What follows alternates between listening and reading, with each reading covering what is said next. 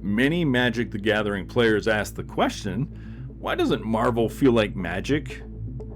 If you're a Magic the Gathering player, you may have noticed the spillage of recent videos, postings, or other content created to try and better understand why Marvel sets just don't resonate with entrenched Magic players.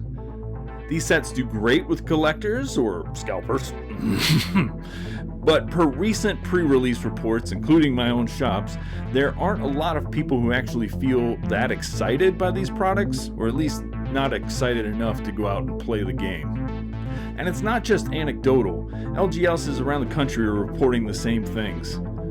And these videos that pop up seem to try to answer this question. And I'll link them in the description because they're all pretty interesting. But they tend to look at the problem from within this weird bubble. A bubble that asks way too many questions of Magic, and to me, not nearly enough questions of what it means more broadly in our world to be a copy of a copy of a copy. So let's get wacky and talk about how Marvel doesn't really feel like Magic, because to be honest, Marvel doesn't even really feel like Marvel anymore in the first place. French philosopher Jean Baudrillard published what his most influential work would become, Simulacra and Simulacrum, in 1981. In it, he examines what even is authenticity in a world where television and films present this sort of hyper-reality, a place where nothing feels real or maybe even is real. Eventually, he would say the watcher becomes the watched. And in an era where your smartphone listens to you, the social media views you as the product, not as a consumer or not as a user. And AI has proliferated to the point of where we don't even really know what's real or not anymore. His philosophies seem to have never been more pertinent. But let me try to explain why this relates to Magic and to Marvel, and how sorcery is sort of a beautiful space that still feels authentic between these worlds. How it does that is the topic of this video, and I swear to all that is beautiful and real, there will be dragons. Damn it, I promised dragons, and there will be so many dragons. In fact, let's start with this one. This is about as real of a dragon as you can get, or it's an image of one. The philosophers might argue about that, but we're not going to go down that wormhole. This is a very real Komodo dragon, a fearsome lizard that lives on an Indonesian island, weighs about 150 pounds, has poisonous venom, and can run about 15 miles an hour. It inspires a lot of naturalists, a lot of scientists, biologists, and young children who like dinosaurs, but, seeing a picture of this on a Magic card probably won't invoke a sense of awe. That's where artists come in. You see, in Baudrillard's book, he talks a lot about how something real becomes a shell of itself over time if it keeps getting copied, and has these phases that he lists out. Phase 1, the artist sees the real thing, draws a picture, and holds within themselves the idea of both, real thing and the art thing, and they can coexist. They're separate entities. When medieval Europeans first started drawing dragons, they were most likely based on snakes and lizards, and they zhuzhed them up just a bit to scare folks. And then phase 2 comes around. Modern times, more modern times. We got D&D dragons, but before that we got Tolkien dragons. And then we got Shivan Dragon. When Melissa Benson painted this, she still used real creatures as a source material. She made the neck long. The mouth is sort of chicken-like, snake-like. She wasn't simply copying a copy of a medieval drawing. She was creating this new path. Shivan Dragon, because of that, invokes this sort of wonder and awe in kids and teens and kidults that saw it in the 90s, because it was something fresh and new, and it looked terrifying and menacing. Even if it uses these bright, cartoony, primary kind of colors, it still feels like a devastating creature in a bored state. Phase 3 is where Baudrillard starts to get a little worried, though, when art or media becomes too self-referential and so concerned with replicating its past successes, it becomes the snake that eats itself. It becomes a copy of copy. We begin to lose sight of what the original inspiration was, and when that happens, Baudrillard points out that subconsciously, at least as observers, we start to feel, for lack of a more eloquent term, effing creeped out. Weird. Untethered. we're seeing the birth of simulacra. In some cases, we become simulacra. When you watch a video, for instance, and you get the feeling that you're looking at an AI image or that something's a little off, it actually begins to distort your connection to what is real and what you can trust and what is safe. Phase 4 is the worst, and this is kind of where a lot of things are these days. We completely lose track of the reality at all. The only tether or reference point we still have for the new thing in front of us that feels weird is a series of copies that have come before it. This new thing feels divorced from whatever the original was, or even what the purpose of the copies were. Like when a kid looks at this secret lair Shivan Dragon, do they have any idea what the hell a Shivan Dragon felt like in 1993? They don't get that now, for sure. Did they have any idea what that authentic, real feeling was by seeing this copy of a copy of a copy? Do adults even? Maybe they harken back a little nostalgically and get a momentary blip of what the past was. And soon we start to ask, is this a real dragon? Totally divorced from the images that inspired artists in the first place. Let me explain a little further. I know that point's a little strange.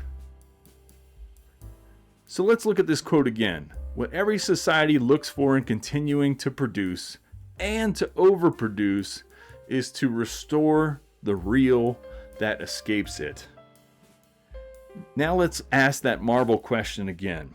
Why doesn't Marvel evoke the same feeling that original Magic works did?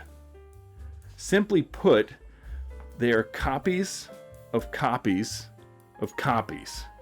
And whatever meaning or purpose or cool factor that Marvel had is now so badly Xeroxed and in the form of a Magic card that it's basically been lost to time. Whatever that original feeling was that a kid saw Spider-Man, that Stan Lee originally released, it's like a whisper from a ghost dimension at this point.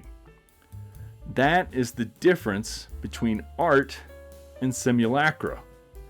And I'm not saying that the artist who painted this dragon, cat, dog, bird, frog hero isn't a super talented artist, or that this card, the Pet Avengers, may not be mechanically fun to play. What I'm saying is that the Shivan Dragon is simple, iconic, inspiring, while this simulacra is trying to recreate a thing that has no tether to any Magic universe, and no non-Marvel consuming Magic fan will even understand what this is. It's completely just a drift, and it's self-referential to the point where it actually is sort of a misshapen version of what the original Marvel product was representing. Let me explain. Have you ever seen the Backrooms? It's so good. And it talks about this very phenomena we're discussing now, but in a more metaphorical sort of sense.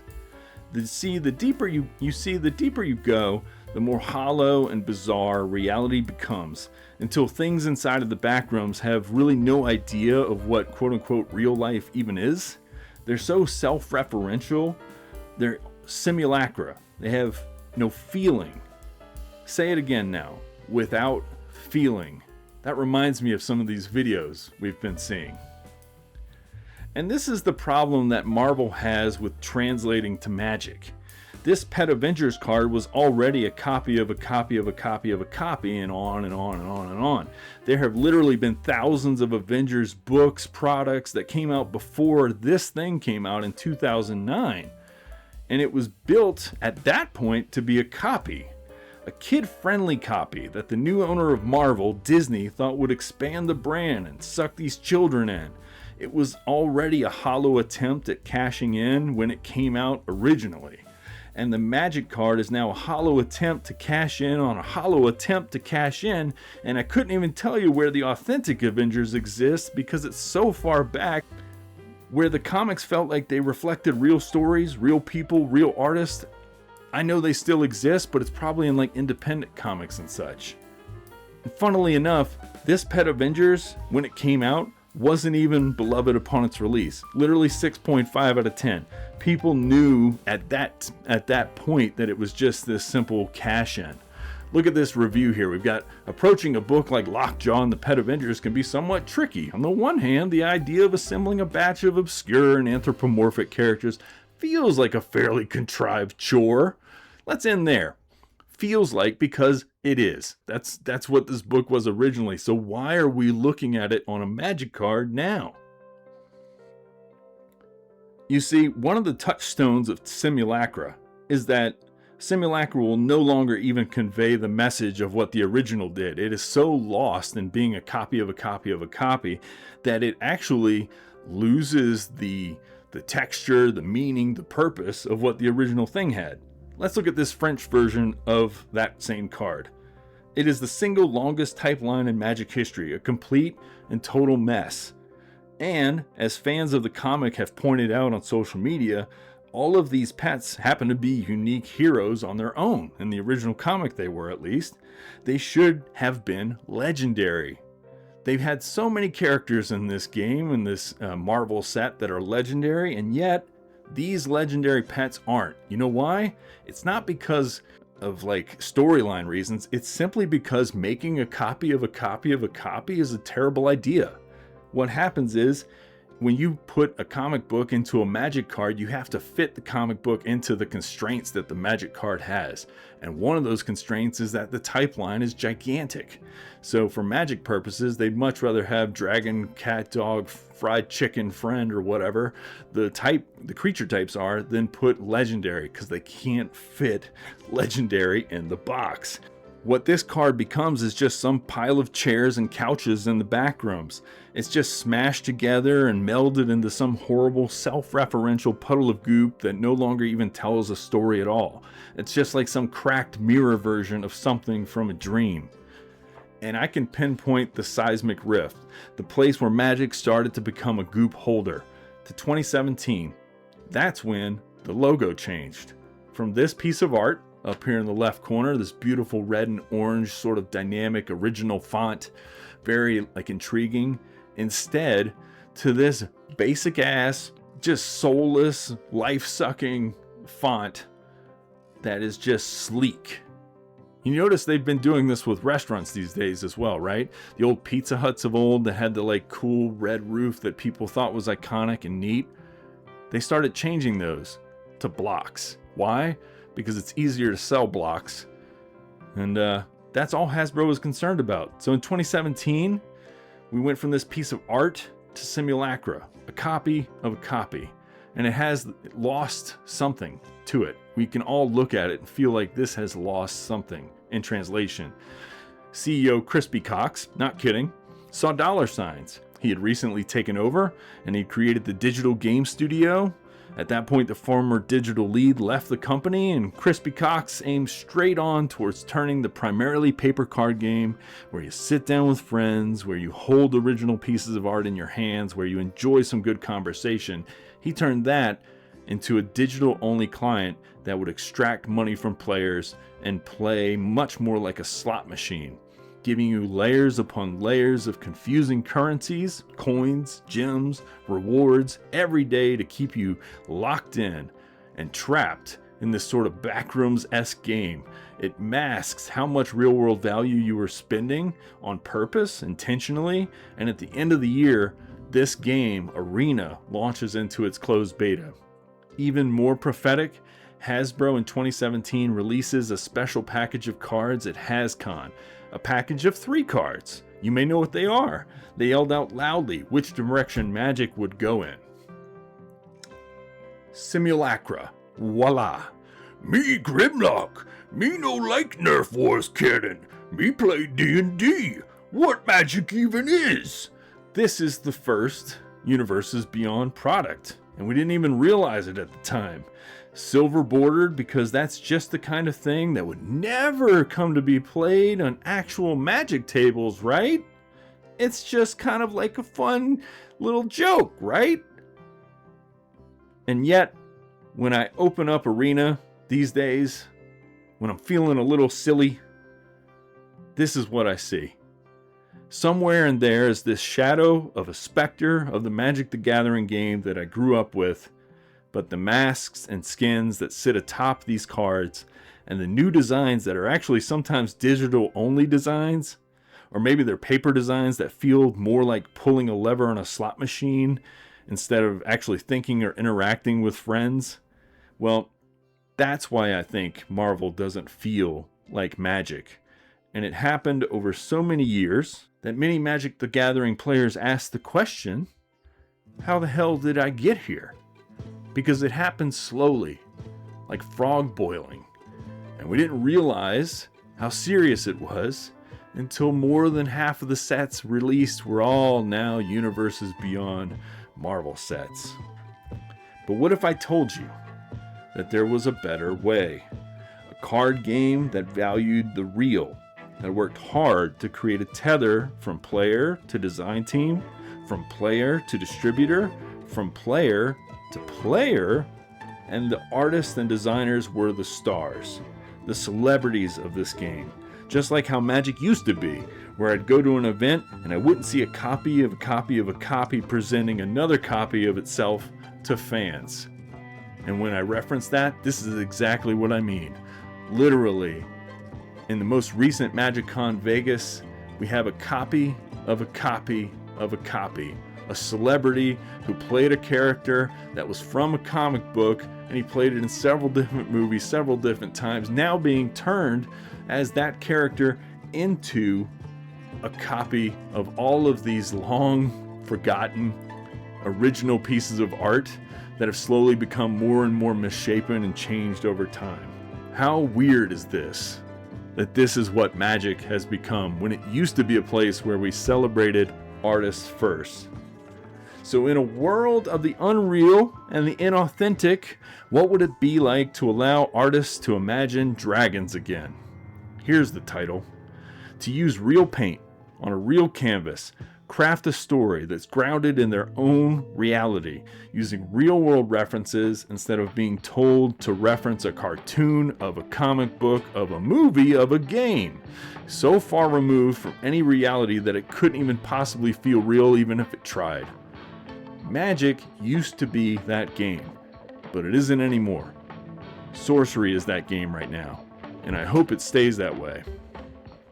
Melissa Benson's old Magic the Gathering dragon inspired me to live in a fantasy world in the 90s the same way that these other awesome original dragons throughout my childhood and teenage years inspired me to live in those other worlds.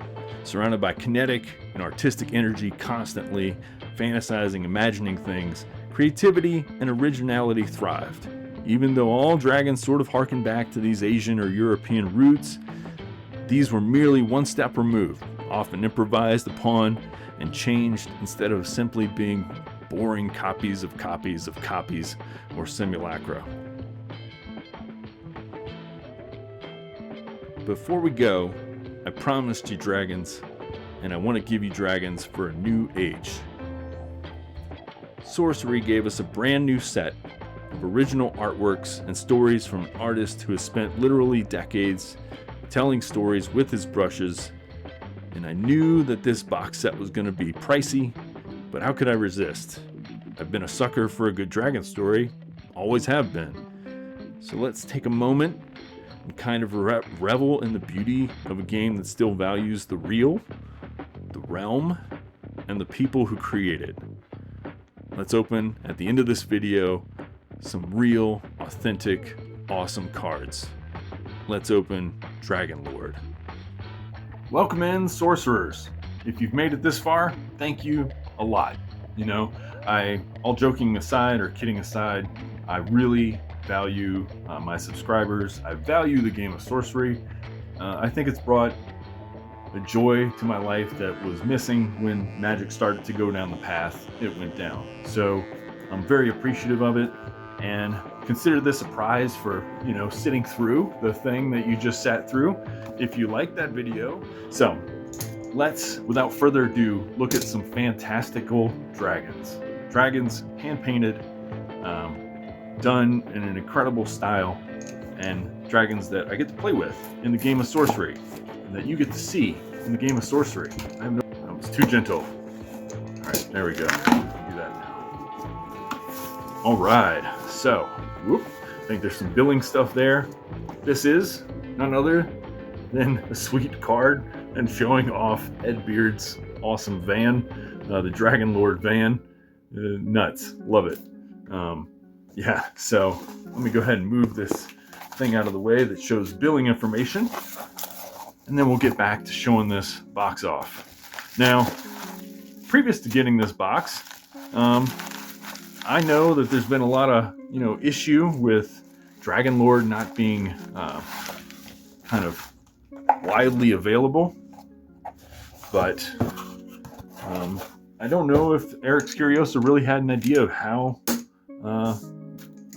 much people would want it. And so I'm going to go with that argument until I hear otherwise. When Ed put this up on his Patreon, I felt the pull. I've always been a fan of dragons. Anybody who plays Magic with me knows that I've had a dragon deck probably longer than any other kind of deck. And like I showed in the video, I've had a love for dragons my whole childhood, teenagerhood, adulthood, growing up. And so I knew I had to get in on this. I knew I wanted to play these cards. So, and as an added bonus, what Ed did was, for anybody who bought from him these cards, he would do signings and he would do videos of openings. And so every one of these Dragon Lord boxes comes with a special foil, and it's randomized at the end. And what we're going to do is, I'm not going to play the whole video because Ed already opened this up on video, so I kind of know what's in here. But what I'm going to do is, for you all, and just because Ed did it so well, this box, number 300 out of 700, we're going to show the video of him opening up the special foil. And hopefully I won't give it away. But until then, let's just enjoy some of the fantastical art that's in this thing. Sorcery. Explore the draconic fantasy art of Ed Beard Jr. in this unique collaboration with Eric's Curiosa Sorcery Contested Realm. Contains a full set of 13 game cards and 1 premium foil card. Very nice slipcase. We've got Ed's signature there and the marking for 300 out of 700, along with this certificate of authenticity that this was indeed opened by Ed and signed by Ed. So it's got a little magnet box lid, just like the Gothic boxes, and very solid, very sturdy. We've got a little piece of plastic in here. I see the foil, but I do not want to give it away because I want Ed to be able to show that in the video. So what we're going to do is, off camera, I'm going to put that on the side, and then we're going to just go through these original arts, and then you'll get to see him pop open that foil. So we've got our Dragon Lord scan card here. Scan to find out more. Go to Ed's website. Sorcery card on the back. First of all, we've got Draco Corvus. 7 mana, 2 air, 2 earth threshold, 5 power, airborne, and stealth. A unique dragon. Tap, teleport target, tap minion to burrow it. Very cool. And Ed would sign these with black pen if you wanted to. So there's some cards I got him to sign, some that I did not. We have the Dragon Lord Avatar. Tap, play a draw site. Before setup, set aside a unique dragon. Once on your turn, if you meet its threshold, you may play 3 mana to gain its abilities that turn. But let's take a look at the art too. Hopefully we can get that, get that zoomed in. Look at that. Just stunning, sort of original art. All these things are like paintings. And we've got Calestis. Airborne, Voidwhack. Voidwhack. Tap, the next dragon you cast to this location costs 0 per turn. Very pretty dragon, the one that I use in the thumbnail of this video because the color is just so stark. And Ed made stories for all these dragons, and so maybe I'll post a link to that video where he kind of describes that. Then we've got this awesome staple card. Let's get it to focus in. Shrine of the Dragon Lord. Genesis. Teleport all dragons to here. This site provides an additional 1 mana and all threshold. Very cool. And these are dragons kind of crawling around the throne. And this absolutely stunner land is just so cool. And I think this one was absolutely original, painted for Sorcery. Dragonlord's Lair, a unique site where dragons first took flight. Dragons cast to this site require no threshold and cost 1 mana less. So you can see all the elements at play. Just a stunning, just beautiful card in general. And I can't wait to play it in my decks. Zeraphine Conrule. We have 7 mana, fire, and water. Fire water. Unique beast kindles the life of dragons. So I think this is the dragon that kind of mother dragon. At the end of your turn, you may choose 3 of your dead minions, banish 2 to return the remaining 1 to hand. Kind of cool swapping out of, almost like a Archimago, but for dragon kin. Then one of my favorite dragons, we'll do a deck for this very soon. Moonsong, Talagellum. 3 mana, 3 power, airborne, counts as gray wolves, and has +1 power for each other gray wolf nearby. So a dragon that is raised by wolves in the storyline. I got Ed to sign this one too because I just love it so much, and I'm definitely going to be playing this in a deck. It's going to be pretty fun. Another one of my favorites, Talum Dreg. I mean, I just love that Ed came up with this whole thing. I mean, what a just cool story, and like look at the art on this thing. Man, it's just stunning. It's like a dragon that is all just earth. So you have to like incorporate that earth element strongly. The realm's strength lies in this unique dragon. Can't be moved by force, has +1 power for each adjacent site. So this thing can get really large. And it's like it's slumbering in the river there and it kind of waking up. If you get too close, you'll be like, what did I just walk in on? We have Ad Nitum. Airborne, movement +1, strictly an air dragon. Let's get it in the focus there. Yeah. Whenever Ad Nitum starts, she may deal 3 damage to any other random unit where she ends her journey at. Stellar. Ignis Rex sees some competitive play, I know, because it's a pretty powerful effect. And just look at this thing. Just beautiful. 7 mana, 6 power, a unique dragon of Purifying Flame, airborne, immune to fire damage. Once on your turn, discard a fire card, deal 3 damage to units at target adjacent location. Another pretty one. I mean, they're all pretty, right? You can't even stop saying it because they're just all very cool. A unique dragon of Worldly Deluge. Votan, Draconis. Submerge. At the end of your turn, you may submerge all minions and artifacts here. Just incredible with all the detail in these dragons. Here's a dude that clearly loves dragons and is not drawing dragons that are copies of other dragons of other dragons of other copies.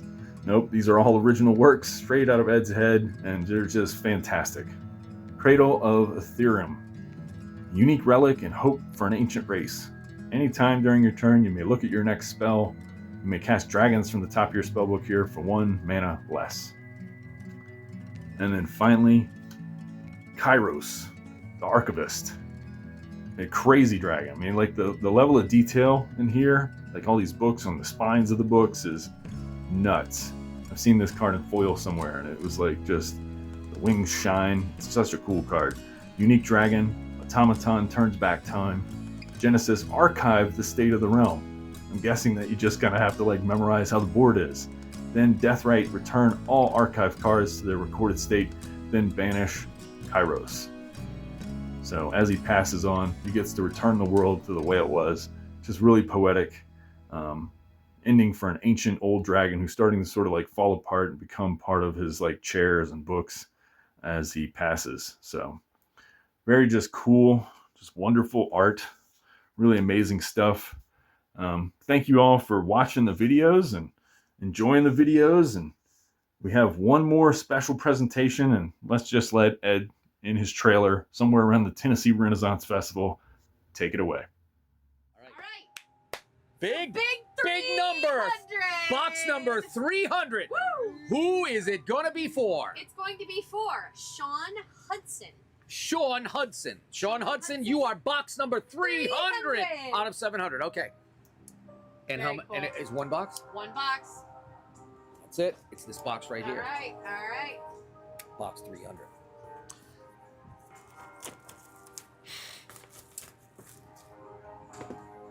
I'm going right to signing this box. This is 300.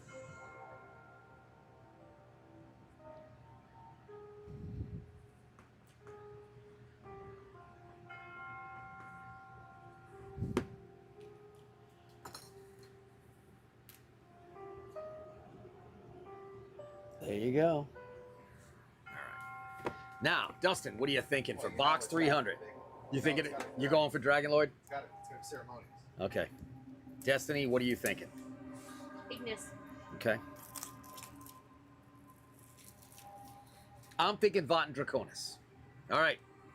Here we go.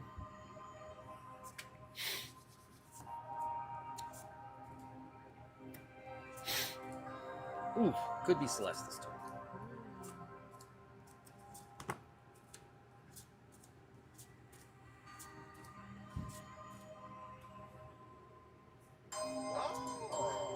Oh, no way! It's the Vot and Draconis!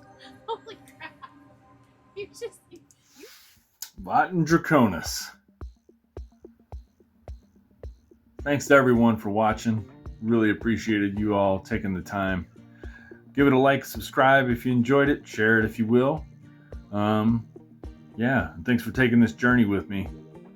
This has been awesome. It will continue to be awesome. Really looking forward to playing more Sorcery in the future, meeting some of you perhaps in person at SorceryCon 4, maybe in Asheville, North Carolina at Gamers Haunt if I get a chance to see you, where we can get some real, authentic, awesome games. Adios. Keep contesting the realm.